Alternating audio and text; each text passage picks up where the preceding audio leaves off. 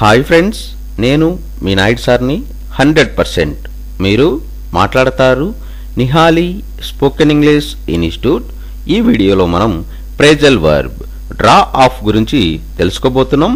ఈ వీడియో గనక మీకు నచ్చినట్లయితే లైక్ చేయండి, షేర్ చేసుకోండి. మీరు గనక మన నిహాలి స్పోకెన్ ఇంగ్లీష్ని మొదటిసారి చూస్తూ ఉన్నట్లయితే తప్పకుండా సబ్స్క్రైబ్ చేసుకోండి. Phrasal verb draw of.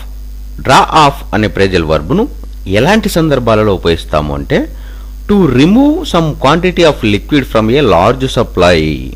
అంటే పెద్ద మొత్తం నుండి ద్రవ పదార్థాన్ని వేరు చెయ్యు అని చెప్పే సందర్భంలో మనం డ్రా ఆఫ్ అనే ప్రేజల్ వర్బ్ను ఉపయోగిస్తాము. Phrasal verb draw of.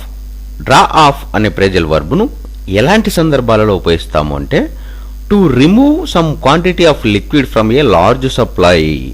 అంటే పెద్ద మొత్తం నుండి ద్రవ పదార్థాన్ని వేరు చెయ్యు అని చెప్పే సందర్భంలో మనం డ్రా ఆఫ్ అనే ప్రేజల్ వర్బ్ను ఉపయోగిస్తాము.